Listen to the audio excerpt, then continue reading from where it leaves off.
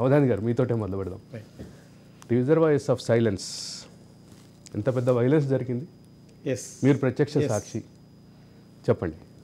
అంటే సరే, కాళేశ్వరం ప్రాజెక్టులో భాగంగా మల్లన్న సాగర్ కట్టారు. మల్లన్న సాగర్ ఇనీషియల్గా 1.5 TMC సంథింగ్ లైక్ దట్, ఇది అండర్ ప్రాణహిత చేవెళ్ళ, అది కూడా వేరే చోట. అక్కడి నుంచి ఒక 10 కిలోమీటర్ల ముందుకు వచ్చి మల్లన్న సాగర్ ఇప్పుడున్న ప్లేస్కి వచ్చింది. రైట్. TMC కూడా పెరిగింది. ఈ పెరిగిన దాంట్లో జరిగిన నష్టం ఏమిటి అంటే సుమారు 14 గ్రామాలు, 8 రెవెన్యూ విలేజెస్, 6 హ్యామ్లెట్ విలేజెస్ ఇవి మునిగిపోయాయి.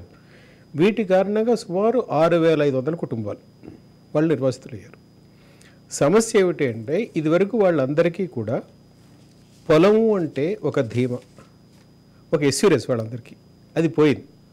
అది పోయి గవర్నమెంట్ ఇచ్చిన డబ్బులతోటి గవర్నమెంట్ కట్టిన క్వార్టర్స్లో లేదా అద్దెళ్లలో అలా, అంటే ఒక రైతు కాస్త భూమి లేని మనిషి అయిపోయాడు. అంటే చాలామంది కూలీలుగా మారిపోయారు.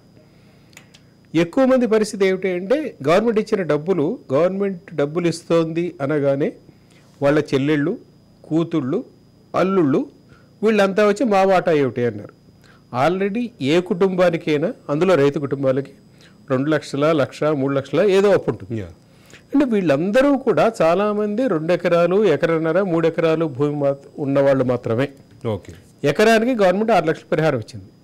సో ఈ 6 లక్షల పరిహారంలో కూతుళ్ళకి, అల్లుళ్ళకి, చెల్లెళ్ళకి వీళ్ళందరికీ ఇచ్చేసిన తర్వాత వీళ్ళకి కొనుక్కోవడానికి ఏం లేదు, అయిపోయింది అక్కడికి. రెండవది, వీళ్ళకి కాంపెన్సేషన్ ఏ రేటు మీద ఫిక్స్ చేశారనే దాని మీద క్లారిటీ లేదు. కానీ ఇచ్చిన కాంపెన్సేషన్ మార్కెట్ రేట్తో కంపేర్ చేస్తే it is peanuts, literally peanuts. కానీ